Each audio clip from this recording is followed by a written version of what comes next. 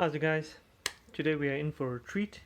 I've got my hands on a pair of another pair of Polk Audio speakers, and this is for one of those enthusiasts that have come across some of these out in the marketplace. They're quite an old model, but I thought I'll do a quick review as there's not a lot of information out there specifically about these bipole dipole speakers. So these are surround speakers in the old Polk Audio LS range. Clearly no longer in manufacture, so you probably have some difficulty coming across them, but those that are purists that have had these old systems, they are so well built and they last ages, you probably see them coming across in used markets. But nevertheless, let's give you a quick rundown of what these speakers are like. So as you can see, they are Polk Audio SRT bipole dipole speakers. They've got this nice sort of wedged look to them, with drivers on that side and that side. That's meant to be the front of the speaker itself, and the rear of it, I'll give it a quick look of what it looks like at the back. You've got the keyhole mounts, allows you to mount it that way, or if you prefer the speaker the other way around, it'll give you the option of mounting it that way instead, which makes it look quite nice up high up on the wall and allows for it to be reflective of various surfaces. You've got the option of putting these on a bracket with a screw-on adapter, and you can put them on stands quite safely. These are heavy, they're very well built. You can hear from the construction, very nicely done.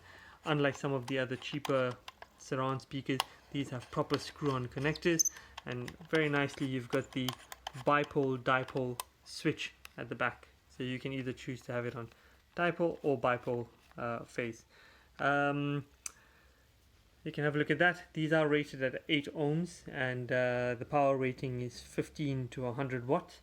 And for those of you that don't know the difference between bipole and dipole, bipole is when you've got speakers on either side of this of the surround speaker, both firing in phase. So as one is excursion is going outward, the other is also has the outward excursion at the same time.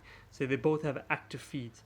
When you put it on dipole, essentially only one of the speakers are running in an active way. So as that goes, excursion is outward, this one gets sucked in as a passive speaker or radiator, so the speakers work out of phase. So that's how essentially dipole bipole works, and it varies depending on the type of surround sound effect you want to have. Instead of getting sort of sound spotting, you want some diffuse type of surround field effects, you want to have it on a dipole, or you want bipole type of surround speaker. Anyway, let's have a look at the drivers on the inside. The grills themselves are very firmly fit on. They have those sort of clips in the end. Just be wary not to flip them around. You can see they're not symmetrical. If you put that side facing the bottom, what you'll end up having is that effect there, where you have an imprint of the plastic surround on the drill. But nevertheless, sorry for the speakers being a bit dusty. That's the driver at the bottom, and you've got the tri-laminar dome tweeter at the top. These are very good sounding speakers. The mid-range are very clear, the top end is quite bright, perfect for what you think you would need for surround sound. Don't expect a lot of bass from these speakers, because they're not designed for that. They're really mainly for replicating your surround sound. Now, give you an idea of the other side. You've got the exact same speaker array on the other side as well. So mid-range and tweeter on one side, mid-range tweeter on the other as well. So just giving you a quick idea of what the sizes are like. So the tweeter is a 1-inch dome tweeter, so it should be about 2.5 millimeters inside, and the bass driver, if I can get that into the picture, is approximately 10 centimeters in size. So hopefully that's clear enough. Yeah, and like I said, 8 ohms up to 100 watts. The dust cap has this imprint or embossing on it, which makes it look like a bit of a spider's web. But for those of you interested, keep watching. I hope you like the look and feel of what these speakers are all about. Let's give you a quick idea of dimensions as well.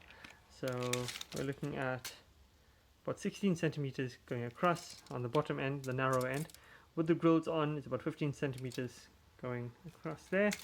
Dropping them to the side, we're looking at a height of approximately 27.5 centimeters, and the base is at the bottom probably around 18 centimeters, but the widest bit, because it's got the design, it's about 22 centimeters. The width of these speakers, we're looking at approximately 16 centimeters. So we'll have a sound test. Stay tuned. I'll just pause and set it up, and you can have a listen, and yeah, feel free to leave comments. Alright guys, we've got them set up, ready for you to listen to them in stereo mode, running them off my stereo power amp, and I've got them in bipole mode. That's B for Bravo. So have a listen. You're not going to really notice very much of a difference running it in bipole, dipole, in stereo mode just like this. It's more really the surround effects when you have them up and reflecting off surfaces close to your ceiling. But nevertheless, have a listen, and it's good old Polk magic. Nice crisp mids and tweeters, and they have a decent amount of bass. So even if you wanted to run them in a small room on their own, I think they'll be pretty good as a stereo setup.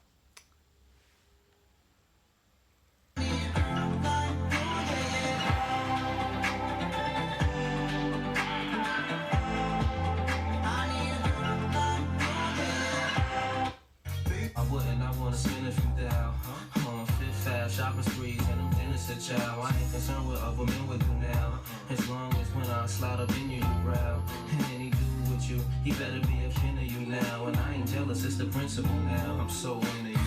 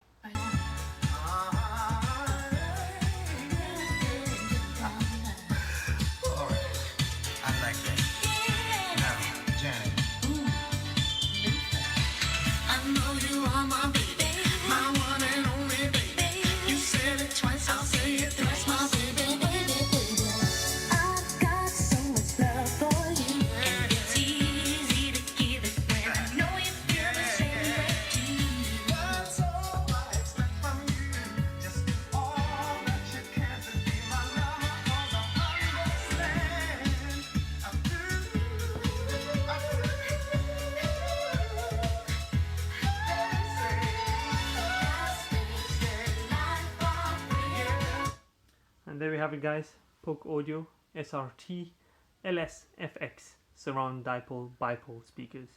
Thanks for watching. Look out for my other videos. Feel free to leave comments, and yeah, thanks again.